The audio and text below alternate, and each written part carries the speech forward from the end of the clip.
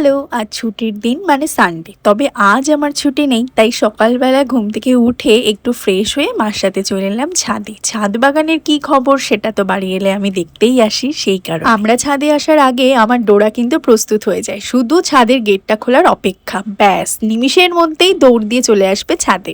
এবার ছাদে উঠে আমি না অবাকই হয়েছি, মায়ের গাছগুলো এত ঝাঁকড়িয়েছে আর এত সুন্দর সবুজ কালার হয়েছে সবগুলোতে, মানে দেখে মনটা পুরো ভরে যাচ্ছিল। মাকে জিজ্ঞাসা করাতে মা বলল এবার যখন মাসির বাড়ি গিয়েছিল দাদার কাছ দিয়ে কিছু সার নিয়ে এসেছে, তো সেই সারটা দেওয়ার পর থেকেই নাকি গাছগুলোর চেহারা ভীষণ সুন্দর হয়েছে। এই বদমাস মেয়েকে যাই খেতে দিই তাতেই ও মুখ ফেরায়। তবে দেখো ছাদে এসে কোথা থেকে একটা নারকেলের ছোবা পেয়েছে, সেটা নিয়ে চেবানো শুরু করে দিয়েছে। ওই দিকে চোখ পড়তেই দেখলাম আমাদের ওপরের যে গোলাপ গাছটাতে দুটো কি সুন্দর গোলাপ ফুটেছে। সকালের ওয়েদারটা জানো তো ভীষণ সুন্দর ছিল, সুন্দর হাওয়া বইছিল আর সাথে একটু ঠান্ডা ঠান্ডাও ছিল, মানে রোদ ওঠেনি আর কি। তবে দেখলাম লঙ্কার চারা থেকে শুরু করে বেগুনের চারা, এই বেগুনের চারাটার চেহারা হয়েছে, তবে এখনো বেগুন ধরার সময় হয়নি। আর মা ওপরে এসেছিল পাট পাতা ছিঁড়তে। আমি বাড়িতে এলে পাট পাতা হবে, এটা তো মাস্ট, কারণ আমার পাট পাতা খেতে দারুণ লাগে। পাট পাতা তুলতে তুলতে ওইদিকে চোখ পড়লো, দেখি ও মা নিচে একটা কি সুন্দর বেগুন ঝুলছে। মাকে বললাম বেগুনটা কি তুলবে, তবে মা বলল যে না, বেগুনটা এখনো একটু বড় হবে। আগে একদিনকার বেগুন তুললাম, সেই বেগুনটা না অনেকটা কচি ছিল, মানে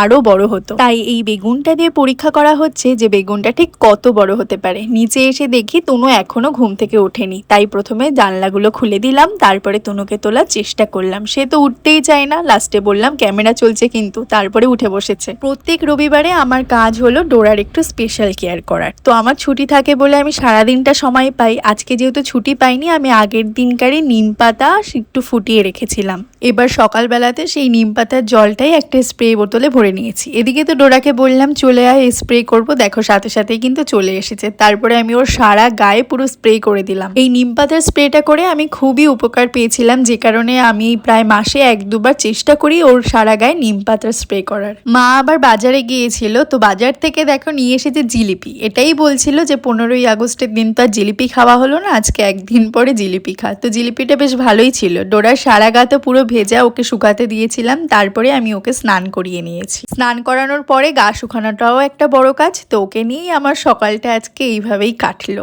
আজকের ভিডিও এইটুকুই ছিল, দেখা হচ্ছে নেক্সট দিন নতুন একটা ভিডিওতে। তোমাদের কেমন লাগলো জানাতে একটুও ভুলো না। আর তোমাদের যাদের বাড়িতে এরকম পোষ্য আছে, নিম পাতার স্প্রেটা কিন্তু একবার করে দেখতেই পারো, উপকার পাবে।